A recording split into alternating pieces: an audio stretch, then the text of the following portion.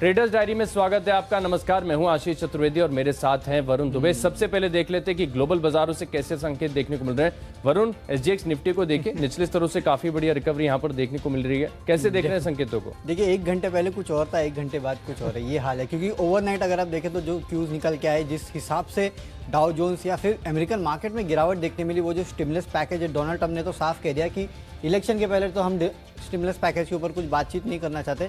मुझे ये समझ में नहीं आता इलेक्शन के बाद क्या बातचीत करेंगे उसके बाद तो आप वैसे भी बातचीत नहीं करोगे, तो पता नहीं स्टिमुलस पैकेज आएगा कि नहीं आएगा। और इसी का इम्पैक्ट दरअसल आपने देखा कि यूएस के मार्केट्स में देखने मिला, जहां पे शार्प फॉल आया, 1-1.5% के आसपास की गिरावट आई। अभी भी अगर आप देखें तो डाउ फ्यूचर्स अभी भी सुस्ती दिखा रहा है, लेकिन एशिया में आग लगी हुई है। यहाँ निचले स्तरों से काफी बेहतर रिकवरी देखने मिली है। आप ओवरऑल देख लीजिए, एसजीएक्स निफ्टी को देख लीजिए, वो भी हरे निशान में आ गया। डाउ फ्यूचर देखिए, ये भी अब हरे निशान में आ गया। तो पिछले कुछ दिनों से मैं एक बात देख रहा हूँ आशीष, वो ये है कि नेगेटिव न्यूज़ आती है, लोग थोड़ा उसको रिएक्शन देते हैं, मार्केट उसको भूल जाता है। पता नहीं, एक अलग सा ही यूफोरिया देखने मिल रहा है मार्केट में कि भाई तेज़ी है तो तेज़ी है। मुझे फ़र्क नहीं पड़ता कि डोनाल्ड ट्रंप को कोरोना हुआ, मुझे फ़र्क नहीं पड़ता कि स्टिमुलस पैकेज आए ना आए, किसी चीज़ का फ़र्क नहीं है। मार्केट तेज़ी में चल रहे हैं। आई होप ये तेज़ी कंटिन्यू रहे, लेकिन ओवर द डे आपको शायद थोड़ी वॉलेटिलिटी देखने मिल सकती है। पता नहीं कौन से मार्केट किस तरह से रिएक्ट करे, तो उसके ऊपर आपको नज़र रखनी है। और एक बात याद रखिए, चाइना के बाजार बंद है। जब ओवरऑल स्टिमुलस पैकेज नहीं आने वाला है ना, तो उसका इम्पैक्ट ग्लोबल कमोडिटीज़ पे देखने मिलेगा। शायद चाइना खुला रहता तो वो स्टॉक मार्केट से आपको ज़्यादा बड़ा रिएक्शन देखने मिलता। वो बंद है, ठीक है, अभी तक तो फ्लैट नज़र आ रहे हैं, तो ठीक ठाक है। इतने ख़राब भी नहीं कहूँगा मैं, ओवरनाइट ख़राब थे। अब जैसे जैसे दिन आगे बढ़ रहा है, थोड़े थोड़े हालात ठीक होते जा रहे हैं। लेकिन हमारे घरेलू संकेत भी है। एमपीसी की बैठक आज से शुरू हो रही है, सबसे बड़ा ट्रिगर वो, और टीसीएस के नतीजे आने वाले हैं। इससे बड़ा ट्रिगर पूरे आईटी सेक्टर के लिए नहीं हो सकता। फिर टीसीएस के एक तो नतीजे आएंगे, उसके ऊपर आपके फोकस रहना चाहिए। साथ ही साथ बायबैक, सबसे बड़ी चीज़ तो वो है, कितने पे बायबैक करते हैं, कितना बायबैक करते हैं, टाटा सन्स को कितना मिलेगा। ये सब काफ़ी बड़े ट्रिगर्स है, जिसके ऊपर भी हमको आज प्ले करना है, राइट। तो बिल्कुल संकेत तो बढ़िया देखने को मिल रहे हैं। एसजीएक्स निफ्टी 11,705 के पार है और फिलहाल हम बात भी कर रहे थे सुबह वरुण कि बाजार में जब आपने मेरी लिस्ट देखी कि मेरी जो लिस्ट है इसमें बिकवाली वाले स्टॉक काफी कम है, तब आपने कहा था कि पूछा था, तो मैंने कहा आपको कि एक सस्टेनेबल रन अप देखने को मिल रहा है। जो ये स्मॉल कैप मिड कैप का यूफोरिया ना, इतनी जल्दी फेड आउट नहीं होने वाला है। और एक चीज और मैं आपसे पूछने वाला था कि अमेरिका में जो स्टिमुलस की बातें थी, लेकिन घरेलू बाजार में भी कहीं ना कहीं थोड़ी हलचल हो रही थी, उसका क्या हुआ? घरेलू बाजार में स्टिमुलस पैकेज की या फिर रेट कट की? किस रेट कट की थी, कोई पैकेज की थी या फिर कुछ अनाउंसमेंट की बातचीत हो रही थी। अब मेरे ख्याल से पिछले हफ्ते हमने काफी सुना था कि कोई पैकेज आएगा, प्रधानमंत्री कोई पैकेज के बारे में बता सकते हैं, लेकिन अभी तक ऐसा कुछ आया है नहीं, कोई बड़ी चीज नहीं आई है। हालांकि जो लोन मोरेटोरियम का कहा जा रहा है कि एमएसएमई को थोड़ा फायदा देंगे और इस तरह की चीजें शायद आ सकती है, तो उसके चलते बैंकिंग स्टॉक्स लड़ा कर रहने चाहिए। और वैसे भी अब एमपीसी की बैठक है, काफ़ी लोग कह रहे हैं कि हो सकता है और एक रेट कट आए, यू नेवर नो, तो वो भी एक पैकेज के तौर पे ही देख लीजिए। तो चलिए, बिल्कुल जो आज की लिस्ट है वो शुरुआत कर लेते हैं। वरुण, पहला स्टॉक आपकी लिस्ट में कौन सा है? चलिए, तो पहला स्टॉक मैंने एक बैंकिंग स्टॉक ही लिया और वो है फेडरल बैंक। वैसे भी देखिए, एमपीसी की बैठक शुरू हो चुकी है और काफ़ी कुछ माना जा रहा है कि हो सकता है कि बैंकिंग स्टॉक्स कुछ फ़ायदा होते हुए नजर आ सकता है इस बार की आरबीआई पॉलिसी से। और फेडरल बैंक में तो ये भी माना जा रहा है कि कुछ बड़े हाथ है जो कि इस काउंटर को खरीदने में लगे हुए हैं। अच्छा लगता है, कैश का स्टॉक है, एक बहुत अच्छा फंडामेंटल स्टॉक भी है, तो इसको आप खरीद के चल सकते हैं। आज के लिए तो 53.5 के आसपास के लक्ष्य रखिए, लेकिन मेरे ख्याल से थोड़ा अगर मीडियम टर्म का भी अगर आप नज़रिया लेंगे ना, तो इस स्टॉक में आपके अच्छे पैसे बन सकते हैं। तो पोजिशनल कॉल भी आप ले सकते हैं, लेकिन फिलहाल मैं आपको इंटरडे का कॉल दे रहा हूँ। यहाँ 53.5 के लक्ष्य आपको आज इंटरडे में देखने मिल सकते हैं, यहाँ खरीद के आपको चलना है। चलिए, कैश का स्टॉक है मेरी लिस्ट में। फार्मा स्टॉक के साथ जाना चाहूँगा, वोकहार्ट। तो इसके चुनने का कारण यह है कि बाजार जब चलता है तब फार्मा स्टॉक चलते हैं, बाजार जब नहीं चलता है तब फार्मा स्टॉक चलते हैं। और वोकहार्ट एक ऐसा स्टॉक है जिस दिन ब्रेकआउट दिखाएगा उस दिन गजब की तेजी स्टॉक में देखने को मिलती है। फिलहाल जिस तरीके का स्ट्रक्चर, ये नहीं कहा कि बाजार बंद होता है तब भी फार्मा स्टॉक चलते हैं चलिए, वोकहार्ट जिस तरीके का स्ट्रक्चर है, टेक्निकल पैटर्न जिस तरीके का बना हुआ, मुझे लग रहा है कि एक रनअप यहाँ पर देखने को मिल सकता है। अच्छा खासा बेस बना लिया है निचले स्तर पर स्टॉक ने और मुझे लग रहा है कि एक ब्रेकआउट ड्यू है। यहाँ पर ज्यादा तेजी की उम्मीद नहीं लगा रहा हूँ, लेकिन दिन के दौरान हो सकता है कि 340 रुपए तक जाए। स्टॉप लॉस काफी टाइट लगाना होगा, 316 रुपए का। अगली जो कैटेगरी है वो है आज का फ्यूचर्स, और इसमें मैं एक बिकवाली वाले स्टॉक के साथ जाना चाहूंगा। और कल जब संकेत इतने सुस्त नजर नहीं आ रहे थे, कल देर शाम को जब मैं चार्ट्स देख रहा था, स्क्रीन कर रहा था, तब वोल्टास ये स्टॉक मेरे रडार पर है। और कहीं ना कहीं अगर आप देखें तो कुछ स्टॉक्स ऐसे हैं जिनमें जो अपमूव है वो एग्जॉस्टेड नजर आ रहे हैं, यानी तेजी इतनी ज्यादा की गई है कि अब ये तेजी टिक पाएगी कि नहीं टिक पाएगी, इसके ऊपर डाउट हो रहा है। स्ट्रक्चर इंडिकेट कर रहा है कि यहाँ से आपको हल्की सी मुनाफा वसूली ऊपरी तरफ से देखने को मिल सकती है।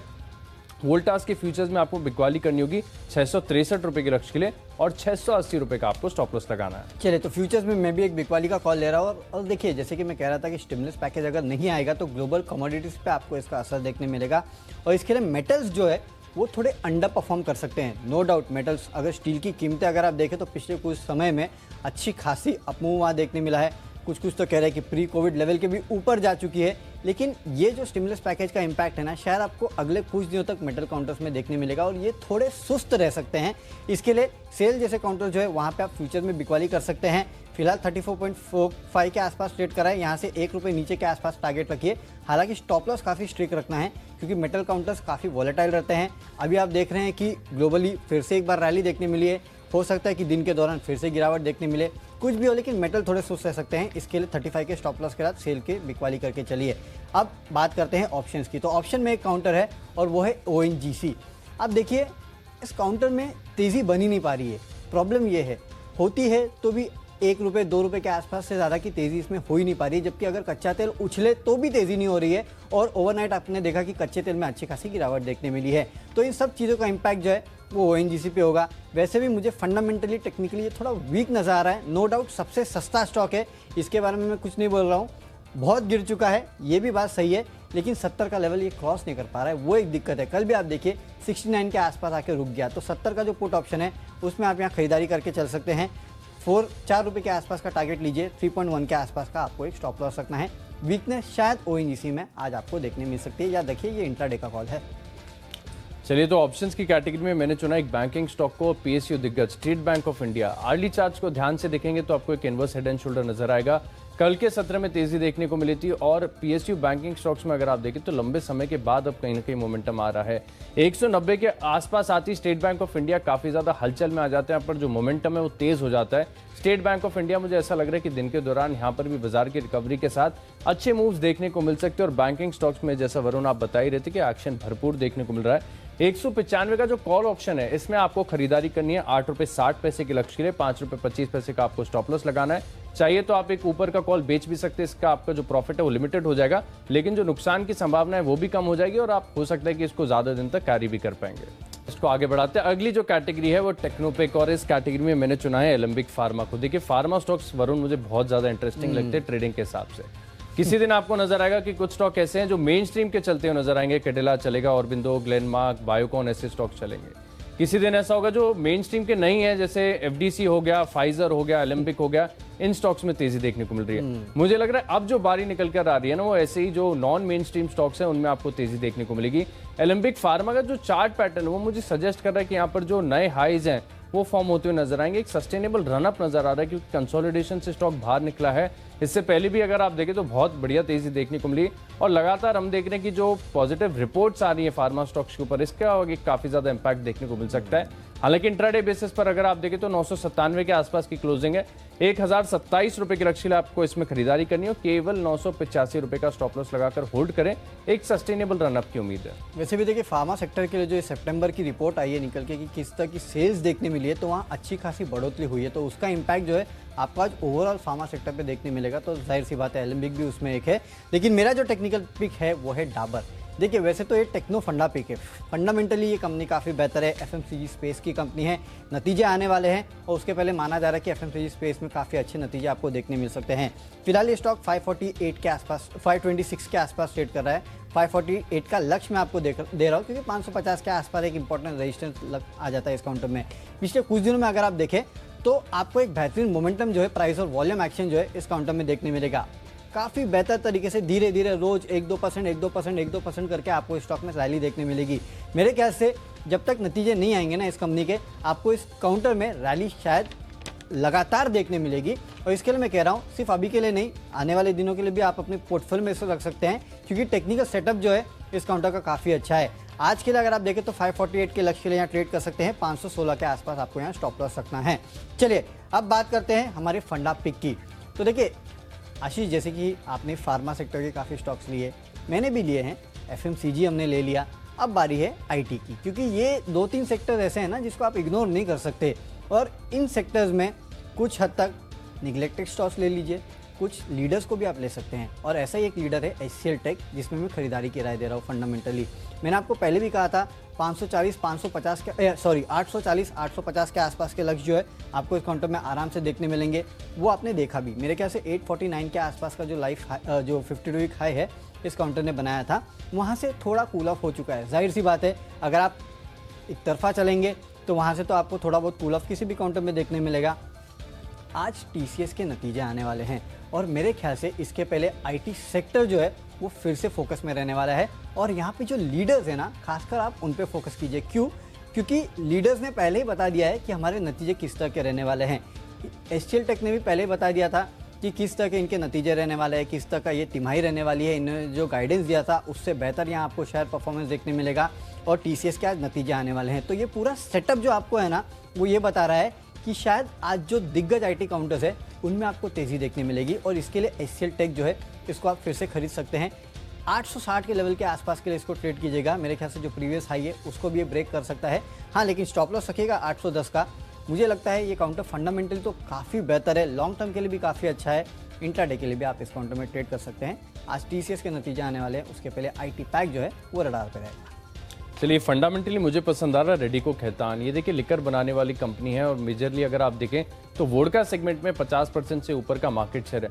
मुझे पूरा स्पेस बहुत ज़्यादा अट्रैक्टिव लगता है इन टर्म्स ऑफ कंजम्पशन। अगर आप देखें, एक रिसेंट स्टडी भी मैं देख रहा था कि जो 2008 की अमेरिका की मंदी हुई थी, इसमें कहा जा रहा था कि इस डिस्ट्रेस के टाइम पे भी अगर आप देखें तो जो लिकर का कंजम्पशन है वो बंद नहीं हुआ था। आपको याद होगा कि जब लिकर स्टोर्स लॉकडाउन के दौरान खोले गए थे तब कितनी लंबी कतारें देखने को मिली थी। वो ये दर्शाता है कि जो स्ट्रेंथ है वो मेडिकल की दुकान में इतनी लंबी कतार नहीं होती जितनी लिकर की दुकानों में होती है। एग्जैक्टली। और इवन समाज के सारे वर्ग आपको, बूढ़े, बच्चे, जवान, सारी उन कतारों में आपको देखने को मिले। लंबी बच्चों को कहाँ देख लिया? एग्जैजरेशन था। ओके। लेकिन जिस तरीके का आप देखिए चार्ट का पैटर्न भी बना हुआ है, कंजम्पशन स्टोरी तो फैंटास्टिक है। आप रिटर्न रेशियोज देखिए, प्रॉफिटेबिलिटी देखिए, कंपनी की पकड़ देखिए, मार्केट शेयर देखिए, टेक्निकली भी अगर आप कल के सत्र में देखें तो आपको एक बढ़िया ब्रेकआउट नजर आएगा। कल अच्छे वॉल्यूम्स के साथ इस स्टॉक में खरीदारी देखने को मिली थी।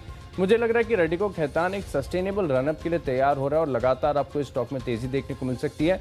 एक फंडामेंटल व्यू आप जो है पोजिशनल तौर पर भी बना के चल सकते हैं, लेकिन जो हम स्टॉक्स आपको रिकमेंड करते हैं उनमें फोकस जो है इंट्राडे पर होता है। इसलिए रेडिको खैतान 450 रुपए के लक्ष्य के लिए आप इसमें खरीदारी करेंगे और केवल 419 रुपए का स्टॉप लॉस आपको लगाना है। अगली जो कैटेगरी है वो निवेश के लिहाज से है इन्वेस्टमेंट पिक, और इसमें मैंने चुना है एक्शन कंस्ट्रक्शन को। देखिए बहुत ही स्मॉल कैप कंपनी है, 850 करोड़ का मार्केट कैप है। सबसे पहले तो मैं आपको कंपनी का जो कारोबार है वो बताता हूँ। नाम ही आपको बता देगा कि जो कंस्ट्रक्शन इक्विपमेंट है वो ये कंपनी बनाती है और मुझे काफ़ी ज़्यादा पसंद आ रही है इन टर्म्स ऑफ, अगर आप डेट टू इक्विटी देखिए, रिटर्न रेशियोज देखिए, प्रॉफिटेबिलिटी देखिए, उसके लिहाज से स्टॉक मुझे काफ़ी बढ़िया लग रहा है। और टेक्निकली अगर आप देखें तो टेक्निकली भी यहाँ पर एक ब्रेकआउट की बड़ी संभावना नजर आ रही है। जिस तरीके का चार्ट का स्ट्रक्चर बना हुआ है, निश्चित तौर पर अगर आप देखें तो एक ट्रायंगल फॉर्मेशन हुआ है। इस ट्रायंगल फॉर्मेशन का अगर आप लक्ष्य निकालेंगे तो लग रहा है कि 12 महीने के अंदर अंदर इस स्टॉक जो है 74 के आसपास की क्लोजिंग है। हो सकता है कि अगले एक साल में 115 रुपए तक किस तरह स्टॉक में देखने को मिले। एक बहुत ही बढ़िया रैली यहाँ पर देखने को मिल सकती है। एक्शन कंस्ट्रक्शन में खरीदारी करनी 115 रुपए के लक्ष्य ले, एक साल का व्यू आपको रखना होगा। चलिए, इन्वेस्टमेंट के तौर पे मैं आपको एक फार्मा काउंटर दे रहा हूँ और वो है फाइजर का। जैसे कि मैं आपको बता भी रहा था कि सितंबर में जो सेल्स नंबर्स निकल के आए हैं फार्मा सेक्टर के, वो काफ़ी अच्छे हैं। और खासकर यहाँ देखिए 2-3 सेक्टर्स है, 2-3 स्पेसिफिक सेक्टर, जैसे कि एंटी डायबिटिक है, विटामिन है, कार्डियक की जो सेल्स है वहाँ काफ़ी बेहतर बढ़ोतरी जो है वो देखने मिली है। इनफैक्ट विटामिन की सेल्स में देख रहा था उसमें करीब 16% की बढ़ोतरी देखने मिली है सितंबर के महीने में, जबकि अगस्त में ये करीब 6% के आसपास थी। यानी कि लोग विटामिन पे ज़्यादा फोकस कर रहे हैं। और कुछ ग्लोबल प्लेयर्स ऐसे हैं जिनका विटामिन पे काफ़ी फोकस है, काफ़ी बड़ा पोर्टफोलियो है, उसमें से फाइजर एक है। और फाइजर का सिर्फ भारत में नहीं, ग्लोबली विटामिन पे काफ़ी बड़ा पोर्टफोलियो है। तो उसके चलते इसमें आज तो आपको तेज़ी देखने मिलेगी, लेकिन फंडामेंटली ये काउंटर काफ़ी अच्छा है। मैं आपको बार बार ये कहता रहता हूँ कि अगर आपको फार्मा सेक्टर में लंबी अवधि के लिए कहीं बेट करना है ना, तो ऐसी खासकर जो अमेरिकन फार्मा कंपनीज़ है या फिर विदेशी फार्मा कंपनीज़ है ना, वहाँ पे आपको बेट करना चाहिए। क्यों? क्योंकि सबसे बड़ी बात है कि आपने कभी नहीं सुना होगा कि फाइजर के प्लांट पे यूएस एफडीए की गाज गिरी है, कभी गिरती नहीं है गाज इनके पे, तो उसका फ़ायदा जो है इसको मिलता है। हालांकि पिछले 6 महीनों में आपने ये भी नहीं सुना होगा कि किसी इंडियन कंपनी पे यूएस एफडीए की गाज गिरी है, क्योंकि आपको दवाओं की ज़रूरत है। लेकिन आगे हो सकता है सुने, दैट्स अ डिफरेंट केस। लेकिन फाइजर जैसे काउंटर्स पे आप इस तरह की खबर कभी सुनेंगे नहीं। एक बहुत ही साउंड काउंटर है और ग्लोबली लीडर है ये। तो अगर आपको लंबी अवधि के लिए पैसे लगाने हैं फार्मा में, तो किसी लीडर के ऊपर पैसे लगाइए। सबसे अच्छी बात इनकी ये होती है कि इनमें ज़्यादा गिरावट होती नहीं है, और अगर गिरावट होती भी है ना तो बहुत आराम से रिकवरी आ जाती है। तो इन लेवल्स पे अगर ये काउंटर मिलते हैं ना, तो आपको लपक लेना चाहिए इन काउंटर्स को। जैसे जैसे हालात सुधरेंगे, ठीक चीज़ें सुधरेंगी, वैसे भी फार्मा के लिए तो कुछ खराब हुआ नहीं है, तो वैसे वैसे स्टॉक्स फिर से आपको अपमूव दिखाई देंगे। पिछले 10 साल का आप चार्ट निकाल के देख लीजिए, आपको पता चलेगा वर्टिकल अपमूव देखने मिलेगा आपको इस काउंटर में। तो इसके लिए अभी भी कह रहा हूँ, पहले भी मैं आपको ये काउंटर दे चुका हूँ, आज भी कह रहा हूँ, फाइजर में पैसे लगाइए। 4 से 6 महीने में आपको 5,500 के लेवल्स जो है इस काउंटर में ज़रूर देखने मिलेंगे। इन्वेस्टमेंट के तौर पे ऐसे स्टॉक्स आपको अपने पोर्टफोलियो में रखने चाहिए। चलिए अब बात करते हैं खबरों के चलते कौन सा स्टॉक पसंद है। तो आज मुझे ल्यूपिन का काउंटर काफ़ी पसंद है, क्योंकि मैं आपको बता रहा था कि विटामिन की जो सेल्स है उसमें काफ़ी बेहतरीन बढ़ोतरी देखने मिली है। और ल्यूपिन जो है इसकी कुल रेवेन्यूज़ में से करीब 5% के आसपास जो है वो विटामिन से आता है। तो एक विटामिन में अच्छा खासा प्लेयर ये है। लेवल्स इस काउंटर के काफ़ी अच्छे हैं। फिलहाल 1025 के आसपास ट्रेड कर रहा है। 1000 के आसपास आप स्टॉप लॉस रख के 1065 के आसपास इस काउंटर को ट्रेड कर सकते हैं। खबरों का इम्पैक्ट जो है आज आपको ओवरऑल फार्मा सेक्टर में देखने मिलेगा। और ल्यूपिन एक काउंटर जो है वो मुझे काफ़ी पसंद आता है इन लेवल्स पे। विटामिन में अच्छा खासा इनका थोड़ा बहुत एक्सपोजर भी है, तो उसके चलते भी इस काउंटर को फ़ायदा हो सकता है। इसके लिए यहाँ खरीद के चलिए। तो 2 फार्मा काउंटर्स, एक तो फाइजर लॉन्ग टर्म के लिए ले सकते हैं, ल्यूपिन आप इंट्राडे के लिए ले सकते हैं। चलिए, तो खबरों के दम पर मुझे पसंद आ रहा है मारुति। और यहाँ पर जो है खबर ये आती हुई दिखी कि जो ब्रेजा की बिक्री है वो 5.5 लाख यूनिट्स के पार हो चुकी है। कल हमने देखा था कि थार की बिक्री के आंकड़े आए थे 9,000 4 दिन में। वीकेंड को संडे दोपहर को लॉन्च हुई थी, राइट। और इतने कम समय में देखिए 9,000 यूनिट से ऊपर बुक हो चुके हैं। गाड़ी खरीद रहे हैं, जम के खरीद रहे हैं। इनफैक्ट अगर आप MG किया इनकी सेल्स देखें तो इनमें भी काफी बढ़िया देखने को मिल रहा है। ये बात सही है, एम्प्लॉयमेंट है नहीं, लेकिन गाड़ियों की सेल्स अच्छी है। चलिए ठीक है। देखिए, मारुति में एक फंडामेंटल चीज मुझे सबसे ज्यादा पसंद ये आती है कि अगर आप इसका डिस्ट्रीब्यूशन नेटवर्क, सर्विस सेंटर का नेटवर्क देखेंगे तो अक्रॉस पूरी इंडस्ट्री में मिलाकर जितने नहीं है ना, उससे ज्यादा मारुति का है। इसके लिए आप पैसेंजर व्हीकल्स में आप देखिए कि 50% के आसपास का मार्केट शेयर है, लीडर है और लीडर बना रहेगा।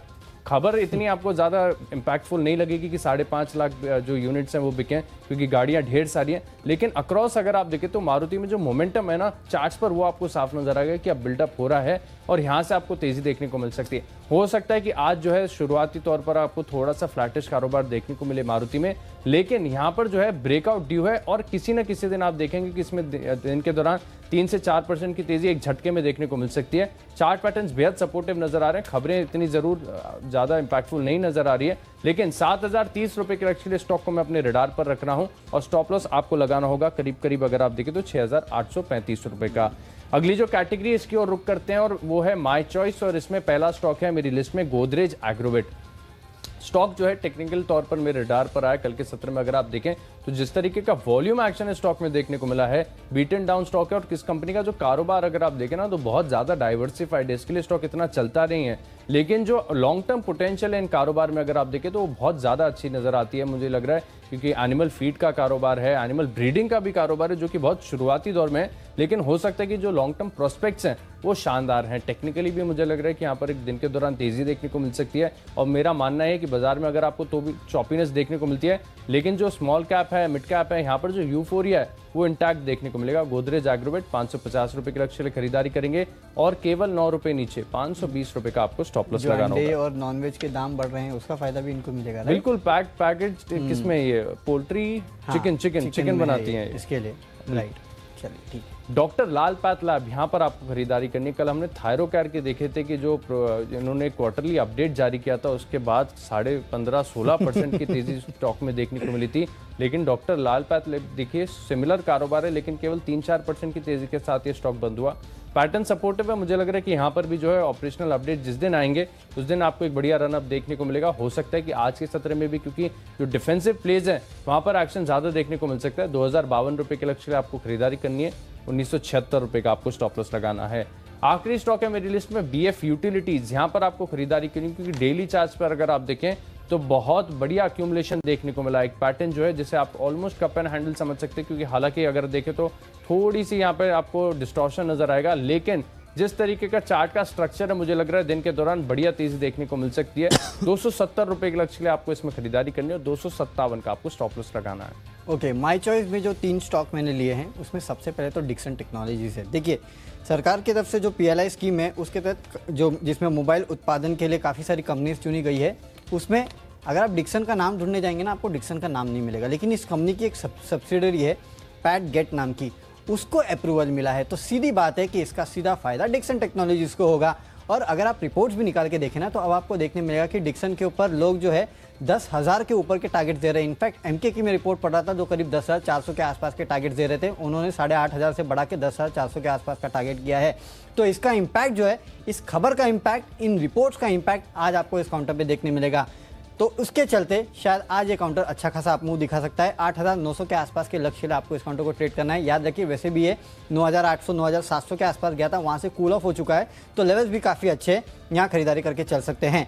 माय चॉइस में और एक काउंटर है जो मैं बेचने की बात कर रहा हूँ, और वो है JSPL का फ्यूचर्स, क्योंकि जैसे कि मैंने कहा कि ग्लोबल कमोडिटीज़ पे थोड़ा दबाव रह सकता है, उसके चलते मेटल्स में थोड़ी बिकवाली आप कर सकते हैं। JSPL के फ्यूचर में बिकवाली करके चलिए। 187 के टारगेट्स आज आपको इंट्राडे में देखने मिल सकते हैं, लेकिन स्टॉप लॉस यहाँ स्ट्रिक्ट होना चाहिए, क्योंकि मेटल काउंटर्स काफ़ी वॉलेटाइल रहते हैं।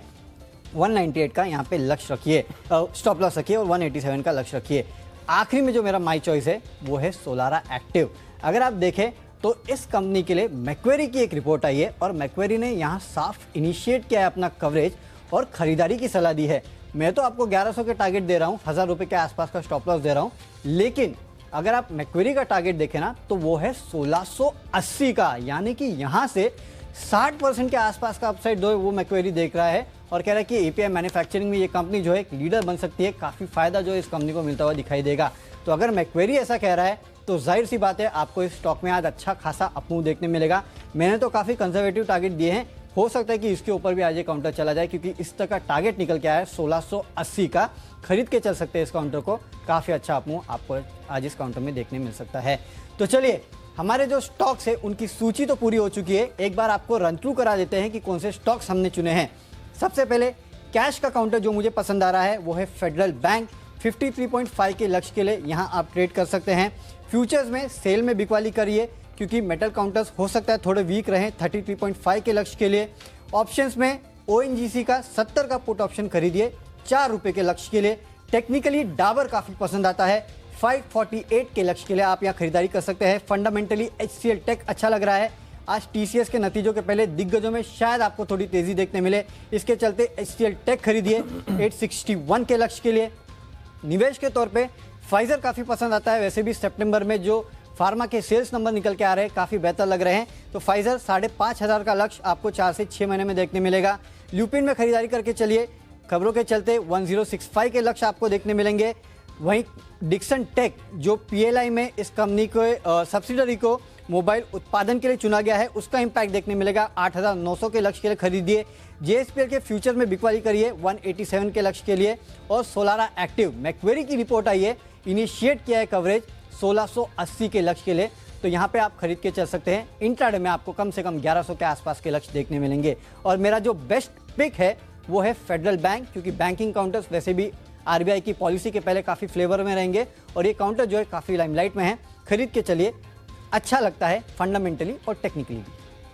तो चलिए, कैश का स्टॉक मैंने चुना वोकाट। यहाँ पर दिन के दौरान तेजी देखने को मिल सकती है। 340 रुपए के लक्ष्य के लिए आप इसमें खरीदारी करेंगे। वोल्टास में जो अपमूव है वो एग्जॉस्टेड नजर आ रहा है। फ्यूचर्स में बिकवाली करनी है 663 रुपए के लक्ष्य के लिए। स्टेट बैंक ऑफ इंडिया एक सस्टेनेबल रनअप के लिए तैयार है, 195 के कॉल ऑप्शन में आप खरीदारी करेंगे। Alembic pharma chart pattern suggest करें कि स्टॉक नया हाई टेस्ट कर सकता है, यहाँ पर खरीदारी करेंगे 1027 के लक्ष्य के लिए। और फंडामेंटली बेहतरीन कंपनी है Radico Khaitan, classic consumption story है, 450 रुपए के लक्ष्य के लिए खरीदारी करेंगे। निवेश के लिहाज से एक्शन कंस्ट्रक्शन मुझे काफी पसंद आ रहा है, 1 साल का समय देंगे तो स्टॉक 115 तक के स्तर छू सकता है। और मारुति ने जो है ब्रेजा के करीब 5.5 लाख यूनिट बेचे हैं, इसका एक असर देखने को मिलेगा। 7,030 रुपए के लक्ष्य के लिए आप इसको स्टॉक को अपने रडार पर रख सकते हैं। गोदरेज एग्रोवेट और बीएफ यूटिलिटी इस कल के सत्र में अच्छे वॉल्यूम्स के साथ इन दोनों स्टॉक्स में खरीदारी देखी गई थी। डॉक्टर लाल पैथ लैब यहां पर भी तेजी देखने को मिल सकती है, 2052 रुपए के लक्ष्य के लिए आप खरीदारी करेंगे। और इन 10 स्टॉक्स में मेरा कन्विक्शन सबसे ज्यादा है एक्शन कंस्ट्रक्शन में, क्योंकि जिस तरीके का ट्रायंगल पैटर्न बना हुआ है, कंपनी के फंडामेंटल्स भी बहुत बेहतर हैं। जो कंपनी है, मुझे लग रहा है कि एक साल में स्टॉक में 115 रुपए तक के स्तर देखने को मिल सकते हैं।